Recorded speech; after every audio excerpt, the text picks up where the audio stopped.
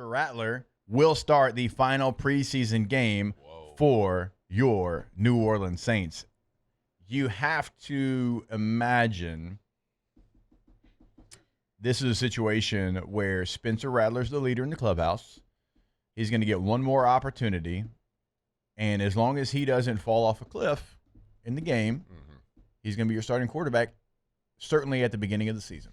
Yeah, I would say this is kind of the sign and kind of how we thought, projected, kind of would guess that it might play out based on the experience and what we've been hearing.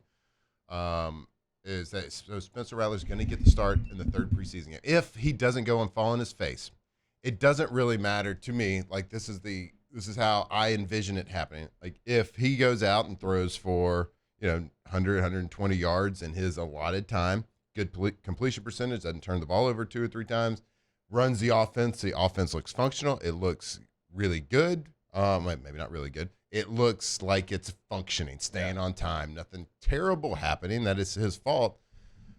You got to imagine that would be enough based on the Saints starting him in the third preseason game, the final preseason game, the final tune-up game, getting the reps with the starters. He would be the week 1 starter. It doesn't matter if Shuck comes in and throws for twice the amount of yards in the second half. Yeah. If Rattler looks the part, if he doesn't fall on his face in this game, I believe he would be the week 1 starter based on this decision alone. I agree with you. If not, then Tyler Shuck's going to be the guy that goes out there. Yeah, and if that's not the decision-making process, why would you put Rattler out there first and get him the reps? At that point, it's like, all right, this is the decision we're going to make. This is how we're feeling. This is how we're leaning. Let's see if our feelings are correct on this third preseason game. Yeah. If our first team offense looks functional, the operation is good, we're making plays, he's making reads, okay, that solidifies what we're thinking. It doesn't really matter at that point what Chuck does with the second and third team guys, because what they're feeling now is, I believe that Rattler is the person that we're going to give these first team reps to, and we feel might be the one. So if it's 51-49, how the coach is feeling, whether it's 60-40, 70-30, 80-20, whatever it is, it doesn't matter. If he goes out there and looks functional, looks capable, and does the right things, makes the right decisions, he's the obvious choice for week 1. Now, again, 17-week season. We'll see how it all plays out. But to start week 1, I would say if he does those things. Now, if he goes out there and falls on his face, throws a couple of picks, makes some really dumb mistakes, and then Shuck comes in and looks good, then maybe we're talking about a whole nother situation. But if the games play out like they have the first, where both quarterbacks at times have looked very capable and make good decisions, we've said it. The first 2 games, the quarterback has not been the issue in these games. There's been a couple of picks, but there's a lot that goes into those 2 picks or the 1 pick that each of them threw. They've all looked very capable. So if that continues, if both guys look decent and look good and run an offense, then I believe, based on this decision, Rattler would be the starter.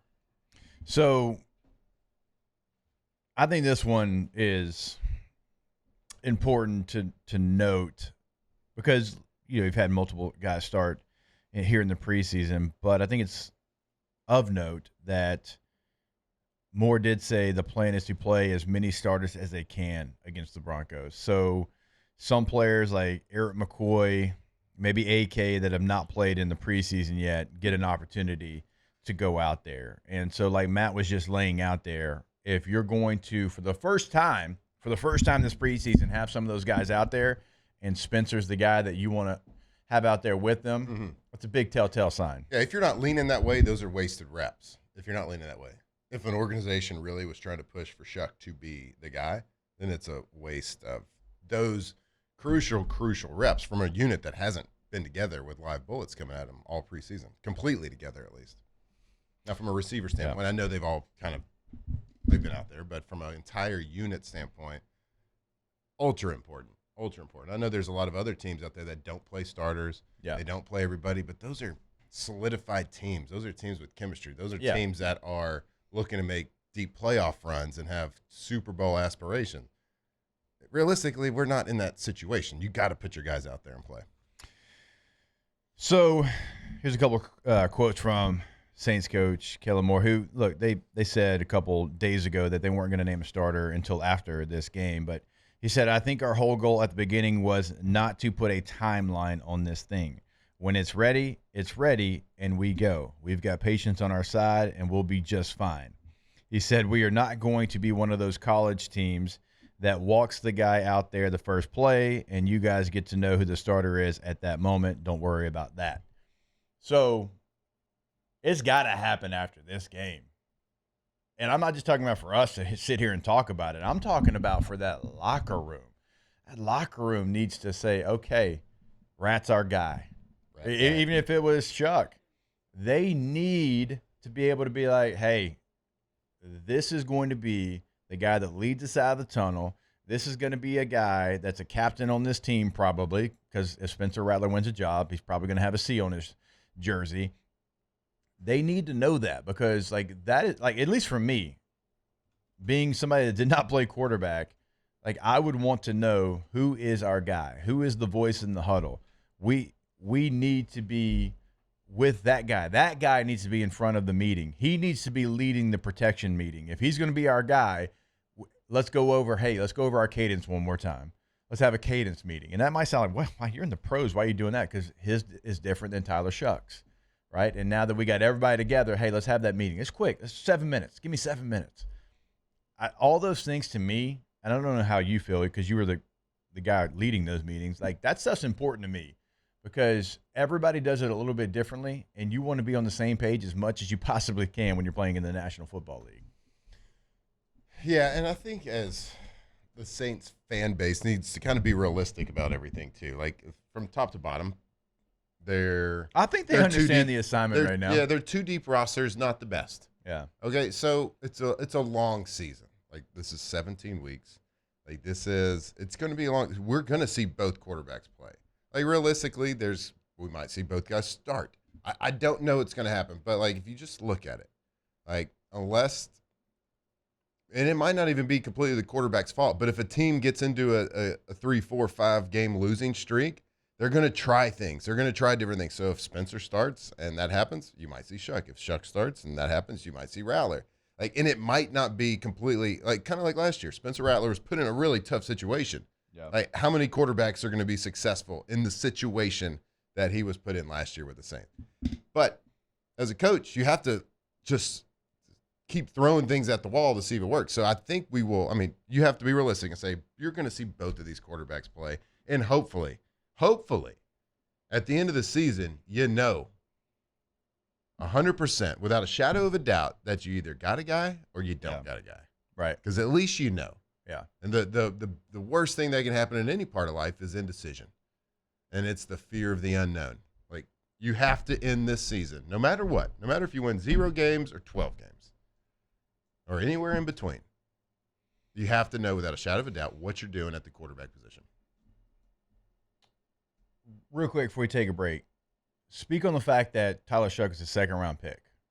Yeah. And the narrative surrounding this quarterback battle, and multiple people that are really good at their job that have kind of said the Saints want Tyler Shuck to win this job, or at least that's their feel. That's how they kind of read the situation. You were somebody, and I point out all the time, that beat out a second-round pick as the backup to Aaron Rodgers. You were a 7th-round pick. The Packers said, we don't care. Once you're here, you're a Packer. That's all we care about. You win that job. Is there anything in your mind that would be truthful about the Saints wanting their second-round pick to win the job? Well, certainly I have not spent any time at a Saints practice or within the walls there or the field. I hadn't talked to any players or coaches. You were there one day. Yeah. It's not like we would actually really know what is in their head. We can speculate, but I can tell you just from a guy that's been there, a guy that's been in multiple organizations, an organization doesn't care who the starter is, unless you're a top pick, or unless you just got paid a butt ton of money.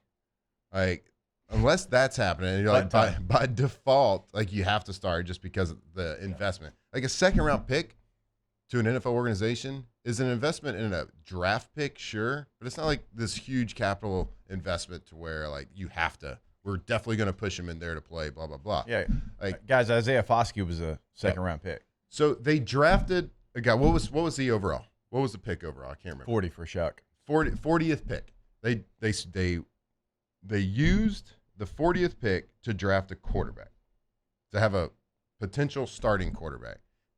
It doesn't matter if his name plate says Shuck or not. If it pushes another guy to beat him out, it's not a wasted pick. If he beats him out, it's successful. Hey, I was a 7th round pick. I beat out a 2nd round pick in the first training camp. Yeah. They didn't care because it didn't cost them anything anymore that I beat them out. Didn't cost them any less. The payroll was going to be the same. Yeah, they couldn't take the money back that they paid him because I beat him out. They couldn't pay me more because I beat him out. It's just the payroll was the same. So they drafted a 2nd round pick, and they still got a quarterback. So, and then I made the explanation the other day, like even if Jordan Love would not have panned out in Green Bay, spending that 1st round pick on him led to your current quarterback having back-to-back MVP seasons. Yeah. That's a good 1st round pick. That's a good, because it pissed him off and it drove him.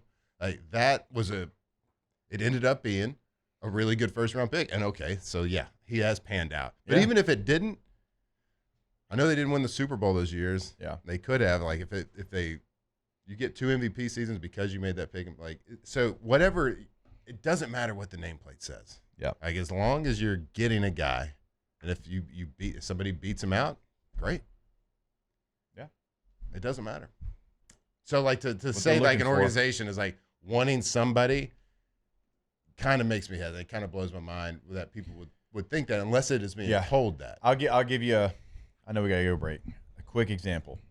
We drafted Monty Ball in the 2nd round when I was with Denver. Wisconsin running back, great college career.